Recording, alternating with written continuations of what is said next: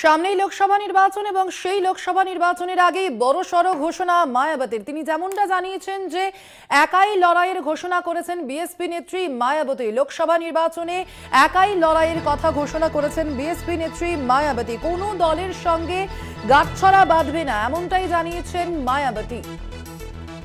লোকসভা ভোটের আগে বড় ঘোষণা মায়াবতীর। এই বিষয়ে আরো বিস্তারিত জানবো। ফোন লাইনে রয়েছেন আমাদের প্রতিনিধি জয়ন্ত চৌধুরী। জয়ন্ত, দেখো এবারে যেমনটা মায়াবতী জানালেন যে লোকসভা ভোটে কিন্তু তিনি একাই লড়বেন। হ্যাঁ, শোনা যাচ্ছে আমার কথা? একেবারেই জয়ন্ত। আচ্ছা, সেটা হচ্ছে যে মায়াবতী আজকে ঘোষণা করেছেন তার জন্মদিনে একটা অনুষ্ঠান। সেই অনুষ্ঠানে তিনি জানান কথার মাঝখানে একটা গুরুত্বপূর্ণ ঘোষণা করেছেন যে তিনি একা লড়বেন। কিন্তু ঘটনা হলো উনি মায়াবতী কিন্তু ইন্ডিয়া জোটে যেমন সামিল হননি, তেমনি মায়াবতী কিন্তু এনডিএতেও সামিল হয়নি। এটা ঘটনা। কিন্তু পাশাপাশি এটাও দেখা গেছে, আমাদের অভিজ্ঞতা বলছে যে মায়াবতীর আচরণ গত লোকসভা অর্থাৎ 2019-এর সময় থেকেই দেখা গেছে যে সে একটা নিরপেক্ষ জায়গা নিয়ে থাকে এবং তার যে প্রার্থীগুলো যিনি যেখানে দেন তাতে বিরোধী ভোট বিভাজন হয়, যার থেকে সবসময় সুবিধা পেয়ে থাকে বিজেপি।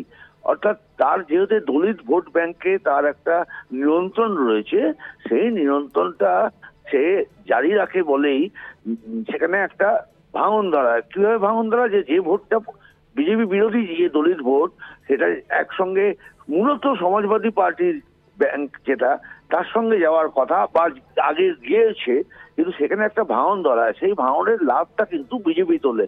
সুতরাং এবার 2024 সালে সে যে একক লড়বো এই কথাটা ঘোষণা করে দেওয়ার মানে পক্ষান্তরে বিজেপিরই এতে লাভ হতে পারে বলে মনে করা হচ্ছে। কারণ এবারেও যদি তারা ওইভাবে এককভাবে লড়ে এবং সেক্ষেত্রে যে একের বিরুদ্ধে এক ইন্ডিয়া জোট যে প্রার্থী দেওয়ার জন্য আজকে যে কারণে ইন্ডিয়ার তৈরি হয়েছে, যে একজন অভিন্ন প্রার্থী হবে বিরোধী পক্ষে, যাতে ভোট বিভাজন না হয় বিজেপি বিরোধী ভোট, সেই জায়গায় দাঁড়িয়ে আবার এই মায়াবতীর এই ঘোষণা পক্ষান্তরে বিজেপিরই হাত শক্ত করতে পারে বলে মনে করা হচ্ছে। একেবারেই জয়ন্তদা, ধন্যবাদ তোমাকে।